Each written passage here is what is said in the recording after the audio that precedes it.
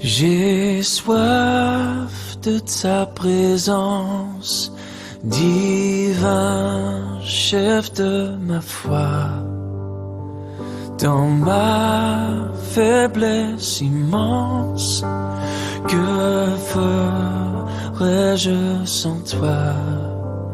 Chaque jour, à chaque heure,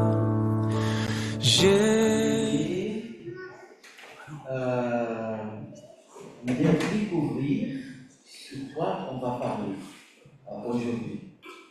Qu'est-ce qu'on voit là? Ça donne l'idée de quoi? Soif, quelqu'un qui a soif? De l'eau. Le désert. Pardon? Le désert. Ok, on va mettre la deuxième pour. Voilà. Elles ont à voir, hein? C'est la même idée. Est-ce que ça peut. C'est toujours la même chose? On change? C'est toujours l'eau? Pas de nourriture, mais en haut, c'est pas de nourriture. Ça doit être une seule chose. L'eau. Ok, on met le troisième alors. Fatigue, mais fatigue c'est tout. Bleu. Mais y a-t-il bleu ou pas?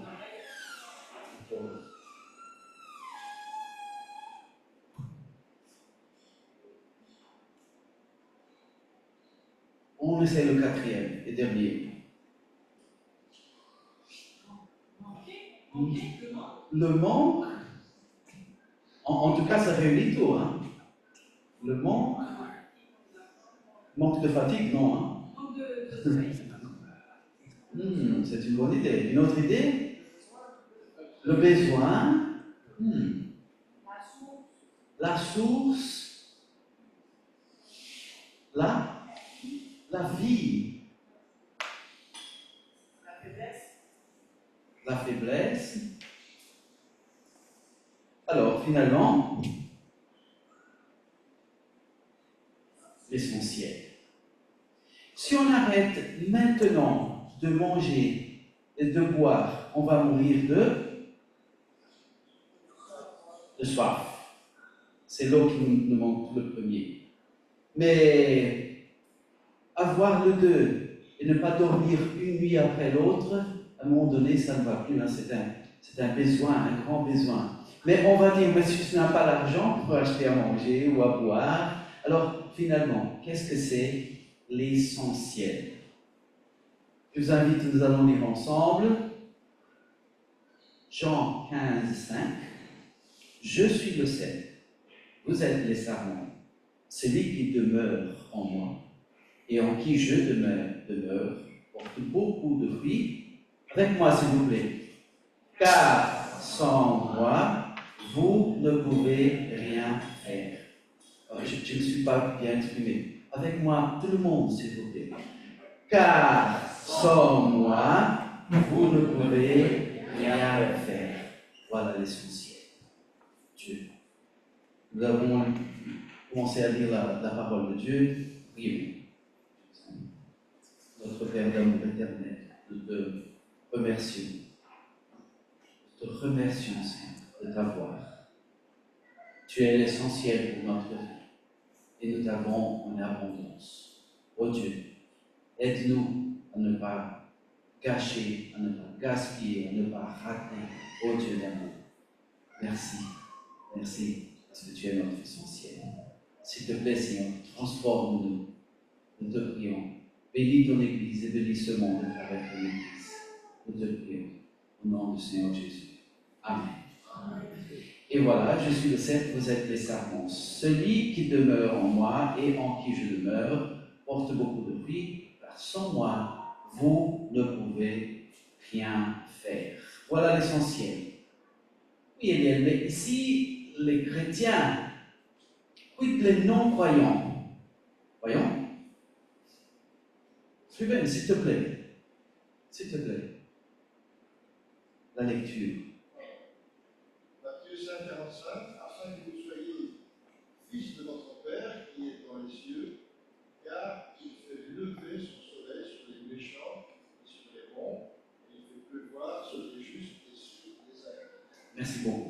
Alors, allons à l'extrême, allons même à ceux qui ne croient pas du tout en Dieu, hein, les athées. Dieu est l'essentiel pour nous. Le Seigneur Jésus a dit aux siens, sans moi, vous ne pouvez rien faire. Mais quid les non-croyants? La Bible dit, Dieu donne sa pluie et son soleil à ceux qui croient et à ceux qui ne croient pas. La seule différence, c'est ce qu'ils ne savent pas reconnaître ça. Hein? Ils ont les yeux fermés pour ça, mais c'est la même chose. C'est la même chose.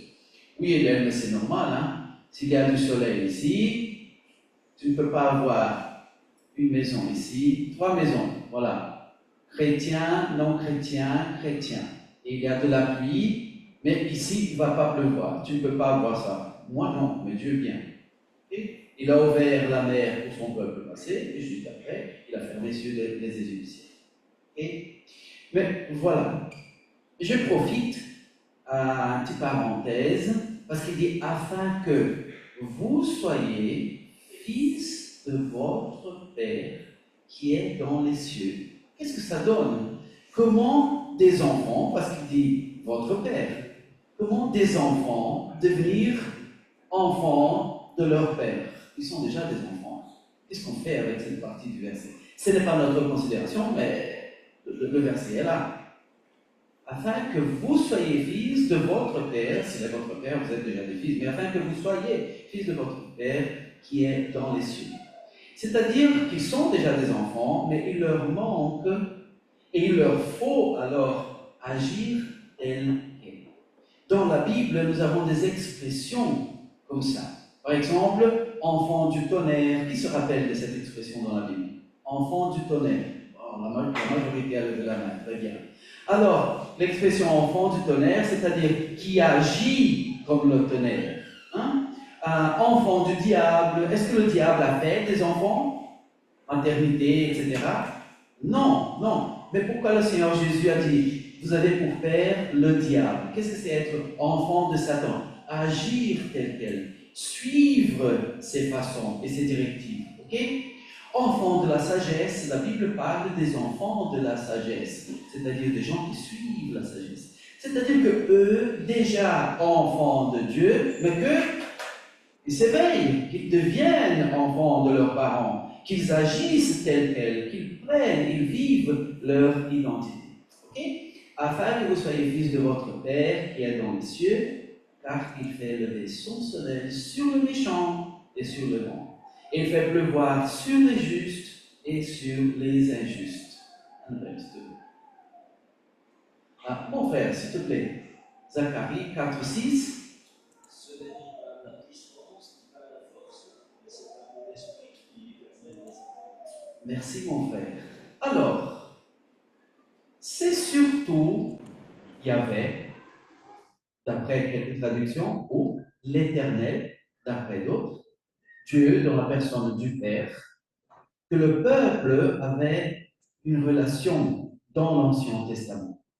Dans l'Ancien Testament, quand il pensait à Dieu, et quand il parlait à Dieu, voilà, et entendait la voix de Dieu, et ainsi de suite, et l'action de Dieu, c'était l'Éternel. Tellement qu'il a dit à Moïse, je vais passer, mets-toi dans le fond du rocher, parce qu'il y a un être humain qui puisse supporter ma gloire.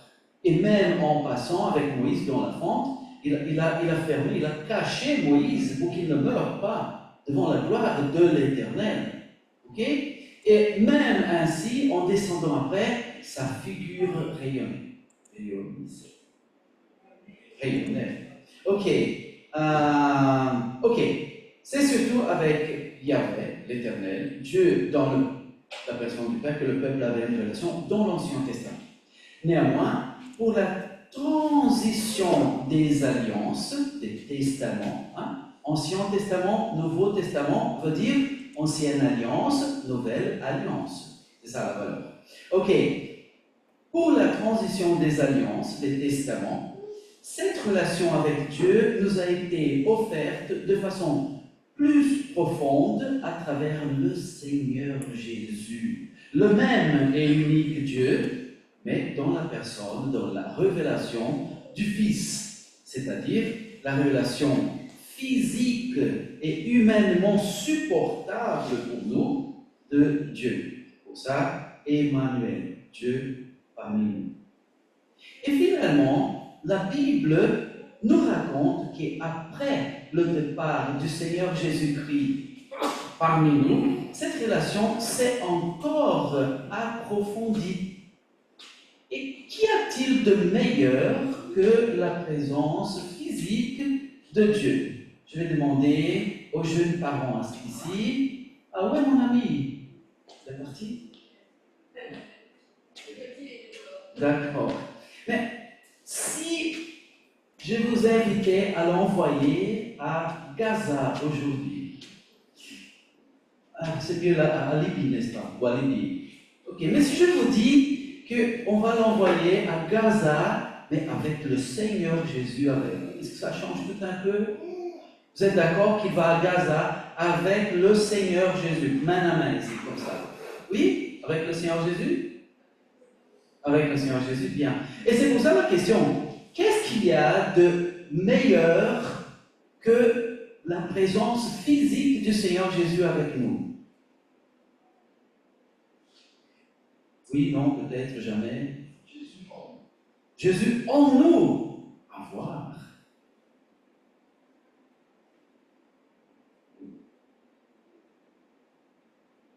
S'il te plaît. Voilà, un des parents qui va envoyer le petit à Gaza avec le Seigneur Jésus peut lire, s'il te plaît. Cependant, je vous dis la vérité, avant la vie que mon âme. Si je ne m'en vais pas, mon consolateur ne viendra pas me chercher. Mais si je m'en vais, non. Merci beaucoup. Cependant, je vous dis la vérité, il vous est avantageux que je m'en aille. Qu'est-ce qu'il y a de meilleur que avoir le Seigneur Jésus lui-même avec nous? Le Saint-Esprit en nous.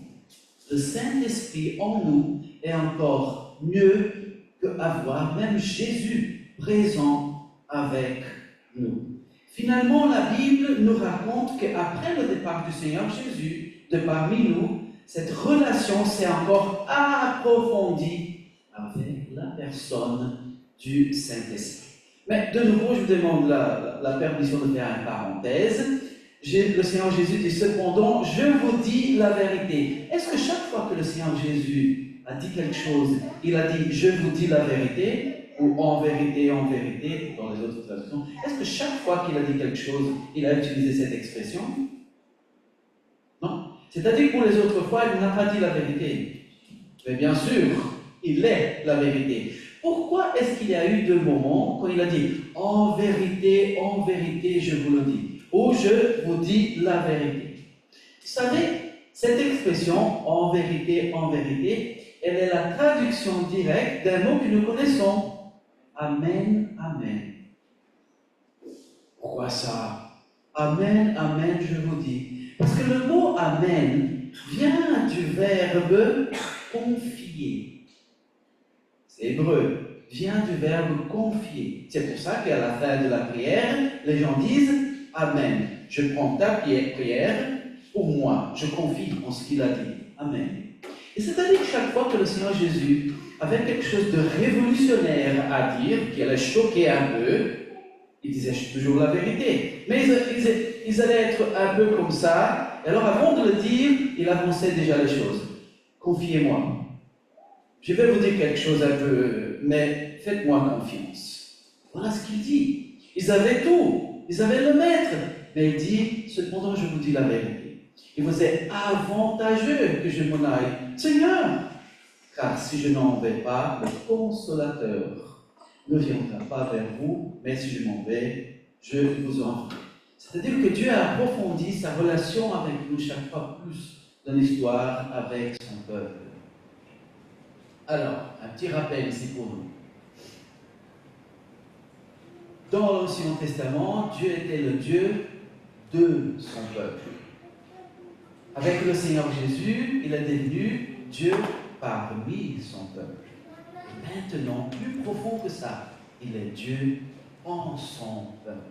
Le Dieu de son peuple, devenu le Dieu parmi son peuple, nous invite alors à sa version ultime, la plus profonde possible de relation avec Dieu. Entre Dieu et l'être humain. Cette relation avec le Saint-Esprit. Dieu en son peuple. Autrement dit, l'Éternel, qui avait une relation avec nous, est venu dans la personne du Seigneur Jésus pour approfondir cette relation avec nous.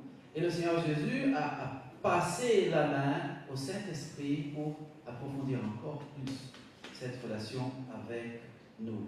Mais comment on voit ça? C'est-à-dire que c'est fini avec l'Éternel, le Père, et avec le Seigneur Jésus, le Fils. Notre relation maintenant n'est qu'avec le Saint-Esprit. Voyons. Je vais demander à Hector de lire le verset ici, s'il te plaît. En ce jour-là, je ne m'interrogerai plus sur rien. En vérité, je vous le dis, ce que vous demanderez au Père, en mon nom, je vous le donnerai. Voilà. De quoi s'agit-il ce verset-ci? En ce jour-là, parce que le Seigneur Jésus allait partir. Et maintenant, il dit, Maître, pourquoi est-ce que ça et ça et ça? Maître, et ça et ça et ça. Maître, s'il te plaît, nous comprenons ça et ça et ça. Mais il dit, en ce jour-là, vous ne m'interrogerez plus sur rien. En vérité, qu'est-ce que cela annonce? Un choc. Voilà. Alors, il rassure déjà. Je vais vous dire quelque chose, mais confirme. En vérité, je vous le dis, ce que vous demanderez au Père en mon nom, il vous donnera. Ce que vous demanderez au Père en mon nom, il vous donnera. Nous ne sommes plus dans l'Ancien Testament. Nous ne sommes plus dans le moment transitoire entre le Nouveau Testament, l'Ancien Testament et le Nouveau Testament, le Seigneur Jésus. Nous sommes dans la nouvelle alliance. Et il dit, à partir de ce moment-là, quand je partirai, c'est plus à moi. Vous demanderez au Père, mais avec quelle autorité pour que ma prière arrive au Père? Utilisez mon nom. Voilà. Imaginez-vous, j'arrive à Bruxelles, je sonne, là, je ne sais même pas où, elle dit, bonjour messieurs, encore puis-je vous aider? Je suis venu parler avec le roi. Et vous, c'est Eliel Sola de Libéral. Un petit moment, monsieur. Monsieur, vous aviez rendez-vous? Non. Mais dites s'il vous plaît que c'est Eliel. Monsieur, je vois par votre accent que vous êtes étranger. Ici en Belgique, ce n'est pas comme ça. Peut-être là d'où vous venez, mais pas ici. Mais quand j'arrive à la présence du Père pour le parler, je dis Seigneur, je te parle au nom du Seigneur Jésus. C'est pour ça que quand nous prions, nous finissons, on peut commencer aussi, nous finissons en commençant notre prière, nous disons au nom de Jésus. C'est lui qui nous a ordonné, instruit comme ça. Et il dit, il vous donnera. Combien de fois on est dans la détresse, dans l'angoisse, dans la difficulté, on dit, mais je savais que Dieu était avec moi. Que Dieu était avec moi. Ou la paix que j'ai ici, que Dieu me donne. Mais chaque fois dans ces circonstances-là, et que Dieu agit, Seigneur, nous allons évangéliser maintenant, agis s'il te plaît, et ainsi de suite. Seigneur, nous allons étudier ta parole, apprends-nous qui est dans la Trinité qui agit. Quand je demande au Père, au nom du Fils, c'est à travers le Saint-Esprit, cette relation intime que nous avons avec le Saint-Esprit, Dieu en nous et Dieu au Père. Toutes ces choses-là. Alors, nous tous avons maintenant l'onction du Saint-Esprit. Attention, petite parenthèse de nouveau, parce que ce n'est pas le sujet. Désolé, mais si vous regardez tout le Nouveau Testament, le mot onction, il dit que quand nous nous sommes convertis, nous avons reçu l'onction. Alors demandez, Seigneur, donne-nous une onction spéciale maintenant parce que nous allons évangéliser. Seigneur, donne ton onction sur ce moment, etc. Ce n'est pas biblique. L'onction, peut-être nous nous trompons avec les mots. Seigneur, donne-nous ta bénédiction. Mais cette idée d'onction, comme elle se passait dans l'Ancien Testament, elle s'est passée d'une fois pour toutes quand nous nous sommes convertis. Ça, c'est la Bible, ça, c'est le Nouveau Testament. Alors, nous tous avons maintenant l'onction du Saint-Esprit. Ok? C'est pour ça qu'il dit, en ce jour-là, vous ne m'interrogerez plus sur rien. C'est mon témoignage personnel. Je me rappelle, nous recevions à l'école le petit Nouveau Testament des Gédéons, et je le lisais, j'étais religieux, je le lisais, je trouvais joli, c'est la parole de Dieu. Mais rien n'a changé en moi. Rien ne chauffait en moi. Mais c'est clair pour moi. À partir du moment où j'ai cru au Seigneur Jésus-Christ comme mon Sauveur, je suis devenu un enfant de Dieu. J'ai commencé à lire la Bible de nouveau. C'était une autre chose.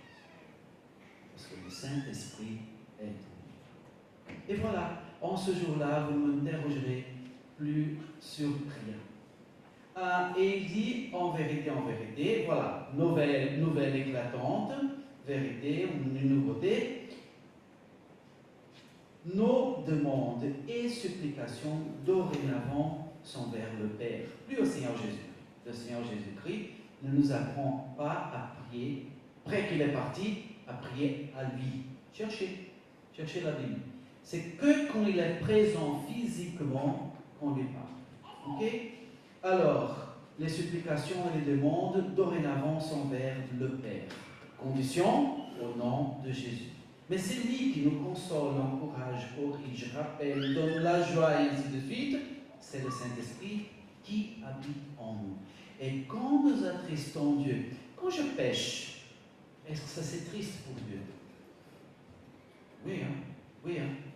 Quand nous attristons Dieu et quand nous affaiblissons notre relation avec lui, quand nous affaiblissons son action en nous, qu'est-ce que la Bible nous dit? Quelqu'un, s'il vous plaît?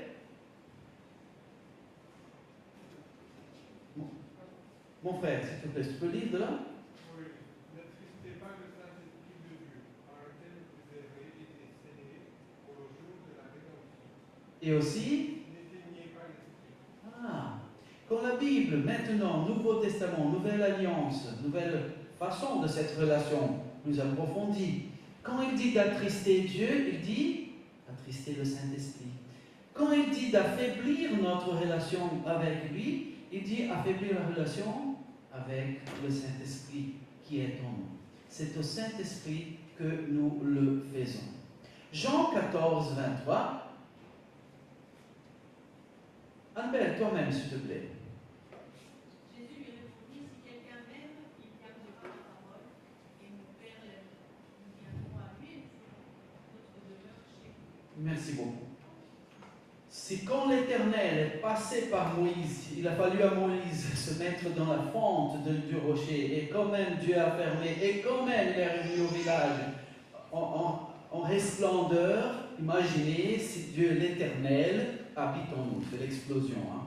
Et le Seigneur Jésus, physiquement, il n'a jamais habité personne. C'est-à-dire que quand il dit que le Père et le Fils viendront habiter en nous, c'est dans la personne du Saint-Esprit. Ok? À la lettre, Yahvé et Jésus n'habitent pas en nous. C'est à travers le Saint-Esprit qu'ils le font. Pendant notre voyage alors de pèlerinage ici-bas, tellement limité que nous sommes, fragiles, c'est tellement bien de savoir que le Dieu qui transcende tout, le Dieu de toute puissance et sagesse, voyons le verset, car je connais les projets que j'ai formés sur vous, dit l'Éternel. Projet de paix, non de malheur, afin de vous donner un avenir et une espérance. C'est bien de savoir que le Dieu de toute puissance, de toute sagesse et tout transcend est aussi le Dieu de tout amour. C'est là, on ne peut point douter, vu que le Seigneur Jésus a fait pour nous sur la croix, alors Dieu a des projets pour nous. Paix, avenir, espérance. Il y a un avenir, tout le monde l'aura. Oui, c'est pour ça que l'expression, elle veut dire un bon avenir. Un bon avenir. Paix. Espérance. Attention à l'utilisation du mot espérance. Quand le Covid a commencé, les gens disaient, on espère que bientôt le vaccin sera trouvé. On espère que d'ici septembre, tout sera fini. On n'avait pas dit quel septembre, n'est-ce pas? Ok. On espère. C'est-à-dire que ce mot utilisé dans la société veut dire je ne sais rien, mais le fort désir de mon cœur, c'est que. C'est ça, n'est-ce pas? Et dans la Bible, espérance n'est pas ça. Alors, il faut régler notre vocabulaire avec ceux de Dieu. Espérance dans la Bible, ou espoir dans la Bible, c'est je sais qu'il se passera et je l'attends. Je sais qu'il se passera et j'attends. Je suis sûr qu'il se passera et j'attends. Ok?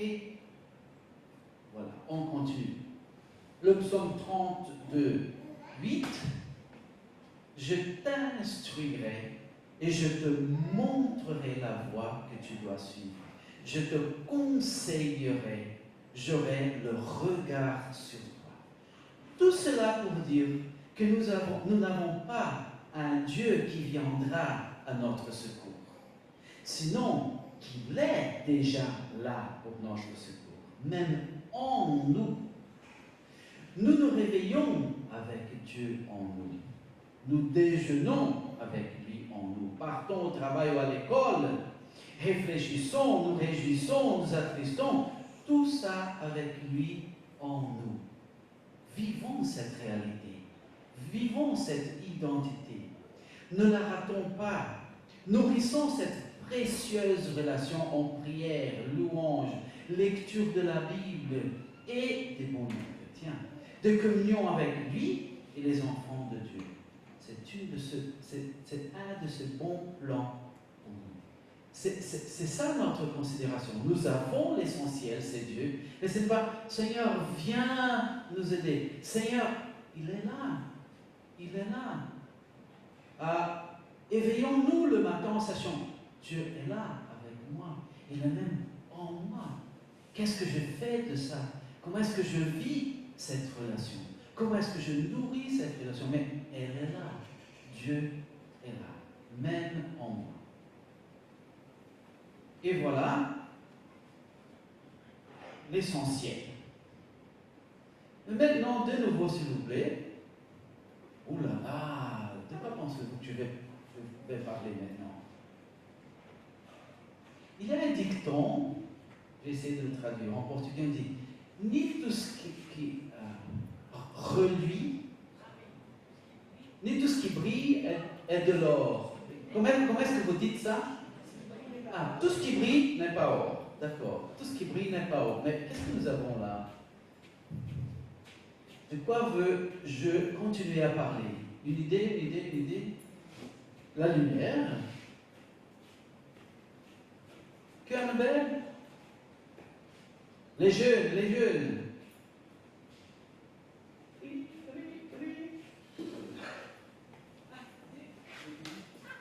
Pardon? Des bulles de champagne, ok. Allez les jeunes. Des paillettes. Pardon? Des paillettes. Des paillettes. Et en français facile, c'est quoi ça? Ah, merci. Maintenant je comprends. Ah, d'accord. Ah, d'accord. Des paillettes, il se peut. Mais ça, dans la prédication, je me demande. Surtout un homme. Ok, on y va. Merci de la participation. Attention les jeunes, vous n'avez pas participé. Répondu. Oui, les vieux, c'est comme ça, mais ce sont eux qui ont répondu, hein. Attention. Ok, on va parler de épanouissement. Avoir. Qu'est-ce que c'est épanouissement? Pour les uns, c'est avoir la sécurité du travail. Que mon travail puisse me laisser tranquille, que je puisse m'épanouir dans mon travail et être tranquille. Pour d'autres, c'est l'épanouissement familial. Ouh là là, il y a les gens qui vont bien dans le travail. Mais la famille, au secours. Pour d'autres, c'est plutôt à l'école. C'est le blocus maintenant, n'est-ce pas? Oh là là, tourment.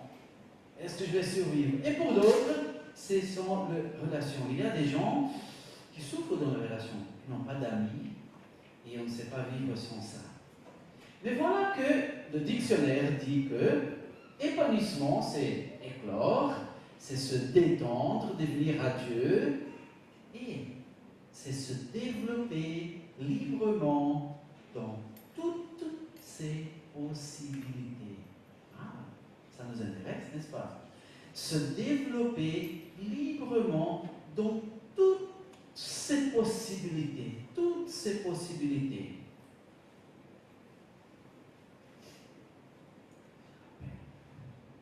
Matthieu 6, 33. Eliane, s'il te plaît. Cherchez premièrement le royaume et la justice de Dieu, et toutes ces choses vous seront données par-dessus. D'accord, tu as sauvé mon mariage maintenant, parce que j'avais dit Eliane, et elle m'a regardé comme ça.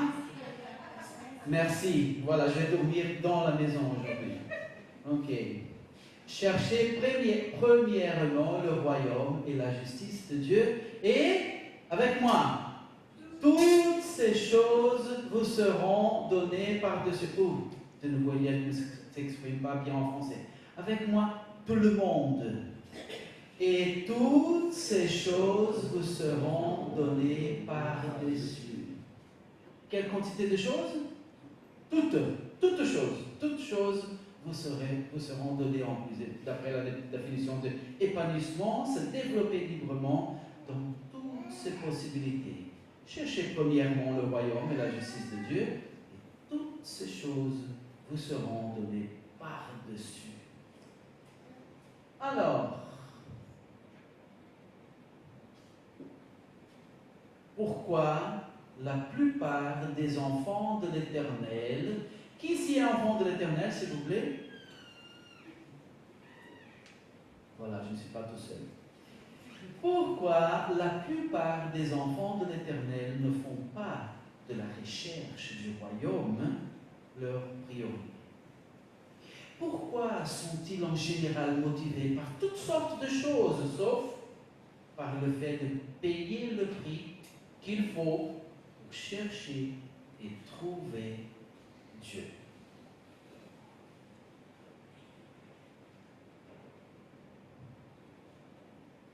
Croire à la promesse.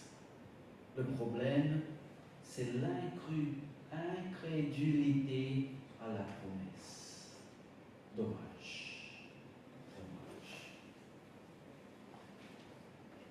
Si nous doutions aller au travail tout le mois, si nous n'étions pas sûrs du salaire à la fin du mois, c'est la même motivation?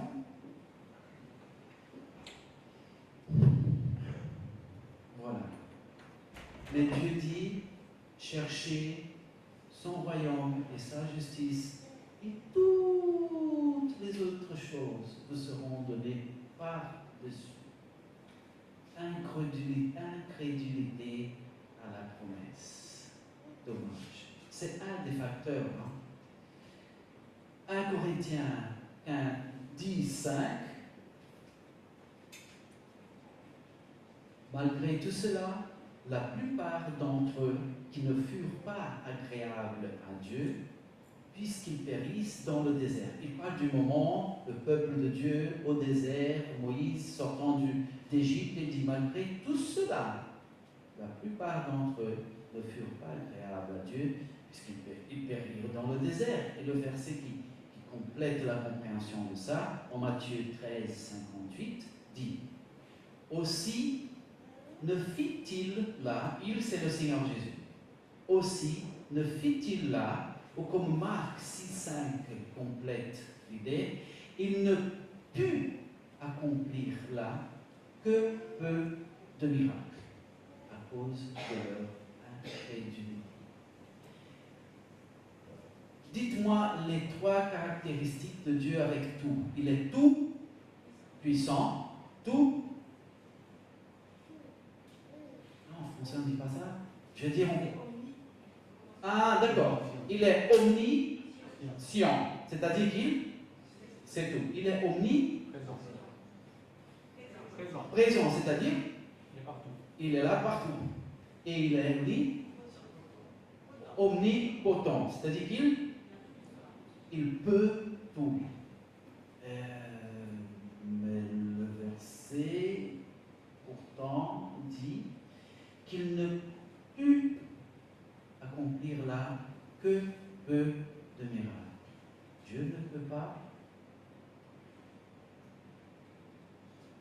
cause de mon incrédulité.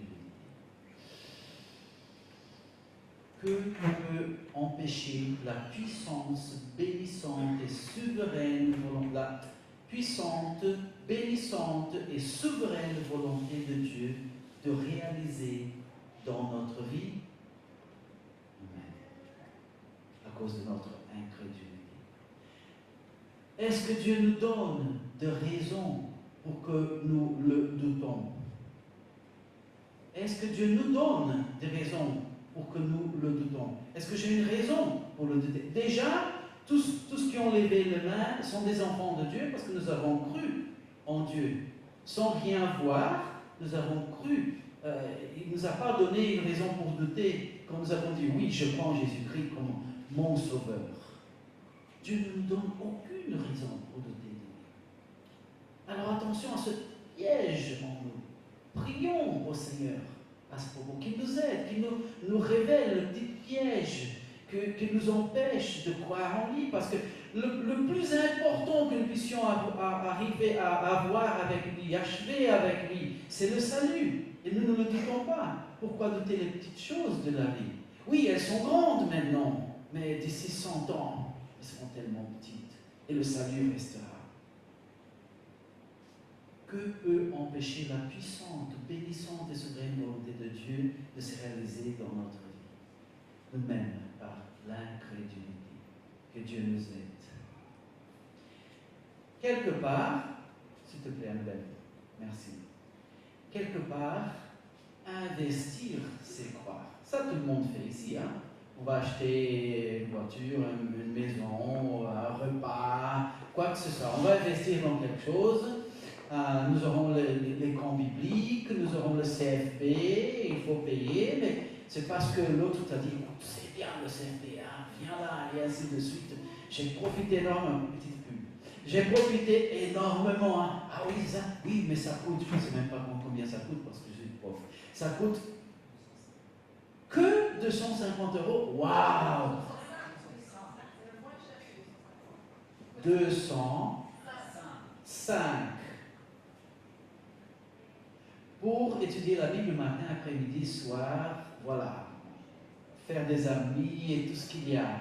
Ok, en tout cas, dire, oh là là, 200, et investir mes vacances. En Belgique, maintenant, on a des vacances tout le temps, hein, excusez-moi.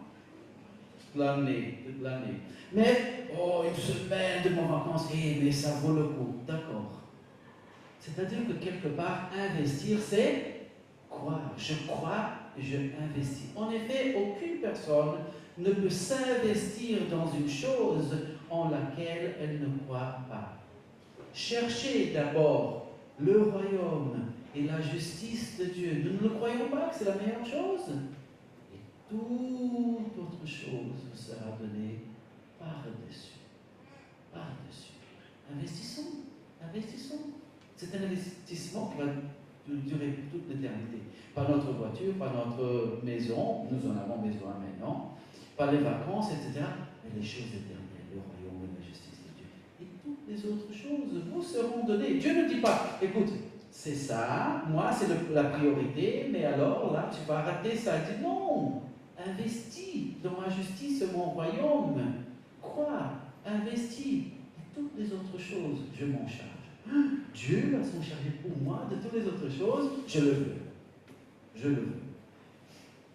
Alors, Jacques 1, 6, mon frère, s'il te plaît, tu peux le lire?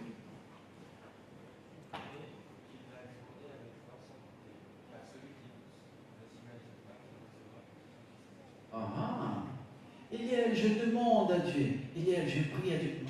Ma belle-mère, ce n'est pas évident. Est-ce qu'en Belgique on fait des blagues pour les belles-mères aussi? Au Brésil, abondamment. Alors, Eliel, je prie pour ma belle-mère, mais là, impossible, là, je ne crois pas. Mais qu'il la demande avec foi. Mais j'ai demandé à Dieu qu'il le demande avec foi, sans douter. Car celui qui doute ne s'imagine pas qu'il recevra quelque chose du Seigneur. Point final. Qui empêche l'action de Dieu? Celui que tu vois au miroir chaque jour. Que Dieu nous aide Mais faisons ce pas. Seigneur, aide-moi dans ma foi. Seigneur, aide-moi dans ma foi. Encore Jacques de 17. Toi, petite qui avait le livre là, tu peux lire ça? Tu sais lire ici? C'est gentil. Il en est ainsi de la foi, si elle n'a pas les œuvres, elle est morte en elle-même. Ouh là là! J'ai la foi. Tu agis tel quel? Tu emploies, moi, hein, tu emploies ta foi quand tu demandes quelque chose à Dieu? Quand tu vas évangéliser, tu emploies ta foi dans l'évangélisation? Seigneur, bénis, Seigneur. Si moi j'aime cette âme perdue, toi infiniment plus, parce que c'est toi qui as envoyé ton Fils. Bénis, Seigneur, bénis. Et je crois, Seigneur, que tu vas agir en tout ce qu'on vit, en tout ce qu'on fait. Il est ainsi de la foi. C'est comme si la Bible nous disait, je vais t'expliquer la foi. Si elle n'a pas les œuvres, elle est morte en elle-même. Une foi inopérante, à quoi sert? Nous sommes sauvés parce que nous avons agi avec une foi opérante au moment de croire au Seigneur Jésus. On a dit, oui Seigneur, je crois en toi. On a pris la foi et on a appuyé sur le bouton « on ». Voilà, je crois en Jésus. Et pour tout le restant, qui est au-dessous de ça, croire implique en agir dans la vie. Jacques 2, 22, qui dit « Tu vois que la foi agissait avec ses œuvres, et que par les œuvres de la foi fut rendue. Pardon, et que par les œuvres, la foi fut rendue parfaite. La foi parfaite, elle vient avec les œuvres. Sinon, elle est à la moitié. Là, nous pouvons et devons revenir à la prière suivante avec ce regard de plus. La prière qui dit « Augmente-nous la foi ». Mais c'est vrai que quand ils ont dit ça au Seigneur Jésus, le Seigneur Jésus a dit « Si vous avez la foi de la taille d'une graine de moutarde, vous saurez dire même à ce mot-là, qui se bouge, etc. » Pourquoi est-ce qu'il a dit ça? Parce que ce n'est pas la taille de la foi, mais c'est en qui je mets la foi. Le Seigneur Jésus. Pas une religion, pas ma capacité personnelle, pas mon argent, pas mon diplôme, etc., etc., mais en lui. Alors ce n'est pas la taille de la foi, mais c'est en qui. Mais la question, c'est la qualité de la foi. Une foi qui agit. Une foi qui agit. Alors que nous puissions dire au Seigneur, augmente-nous la foi, non pour que nous puissions avoir plus de foi, mais que pour notre foi soit complète. La foi complète, elle vient accompagnée de œuvres. Exemple, là, je reviens à la pub. Je crois que le CFP me fera du bien, ou mon esprit va me nourrir avec la parole de Dieu, et ainsi de suite. Qu'est-ce que je fais alors si je crois en ça? J'investis. Je crois que je suis un ministre de Dieu ici, sur la terre, que je le représente ici, et qu'il y a, vous savez, il y a des choses merveilleuses qui nous attendent dans l'éternité. Hein? Exemple, des choses que nous ne jouissons pas ici, mais que nous allons jouir là-bas. Il y a abondamment d'exemples, s'il vous plaît. Les jeunes. Non, rien. Ça sera mauve dans le ciel. Ah, voilà, les jeunes répondent. Plus de maladie, on ne vieillira plus. Au contraire, on va rejeunir. Rajeunir. Ok, encore? Il n'y aura pas d'examen. Finalement, un jeune, voilà, s'exprime. Plus d'examen, plus de douleur, plus de larmes. Pardon? Pas de soucis, pas de malades, la présence rayonnante de Dieu avec nous, voilà, physiquement même, hein, parce que nous serons avec le Seigneur Jésus et tout, pour toute l'éternité, et ainsi de suite, et ainsi de suite. Toutes les promesses que la Bible donne. Mais, il y a des choses merveilleuses de Dieu pour nous, que nous avons ici, mais plus là-bas, dans l'éternité. Exemple, Non, des choses bonnes, merveilleuses que Dieu nous donne ici, mais plus là-bas pour toute l'éternité. Le mariage, c'est Dieu qui donne, très bien. La communion, on aura la communion pour toute l'éternité. Est-ce qu'on va prier pour la conversion des autres dans toute l'éternité? Est-ce que c'est un privilège de le faire? Oui. Est-ce qu'on va évangéliser pour qu'une âme, que soit, ne va plus à la condamnation, mais soit sauvée? Est-ce qu'on va pouvoir évangéliser dans l'éternité? Non, plus ça. Est-ce qu'on va pouvoir vivre la foi dans l'éternité? Non, parce que la foi, c'est des choses que nous ne voyons pas, des choses que nous attendons. Alors, vivre la foi, se réunir en tant qu'Église, que Dieu trouve merveilleux. Alors, ajustons-nous à Dieu.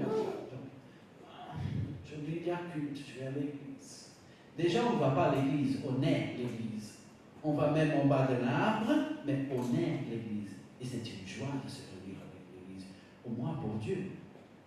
Alors, se réunir en tant qu'église, prier, évangéliser. Est-ce qu'on va soutenir ce que, voilà, nos frères et sœurs, la Bible dit de nous soutenir les uns les autres. Est-ce qu'on va faire ça dans l'éternité? Non. Ce sont des privilèges que nous jouissons maintenant. Voilà. Seigneur, augmente notre foi. Pas dans le sens qu'on le pensait, parce que là, le Seigneur Jésus dit non, ce n'est pas la taille de la foi, mais c'est en qui la foi. Mais dans le sens que si notre foi, elle ne vient pas accompagner des œuvres que je viens de mentionner maintenant, par exemple, elle est imparfaite.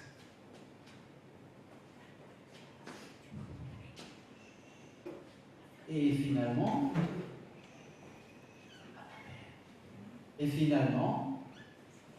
Philippiens 2,13 qui dit « Car c'est Dieu qui produit en vous le vouloir et le faire selon son bon plaisir. » Il me manque la volonté d'évangéliser, il me manque la volonté de prier, il me manque la volonté de soutenir mon frère et ma sœur, il me manque la volonté de m'impliquer avec des choses en tant qu'un ministre de Dieu ici. Prions à Dieu, parce que c'est lui qui produit en nous le vouloir et le faire, si nous le voulons, si nous le cherchons. C'est dans son bon plaisir. Il est prêt à le faire. Et cherchons en lui. Nous avons tout en lui. Qu'est-ce qu'il est bon et généreux. Et que tout ça nous est possible grâce au sacrifice d'amour du Seigneur Jésus. À lui la gloire pour les siècles des siècles. Amen. Merci. Sous la pression, sous la tension.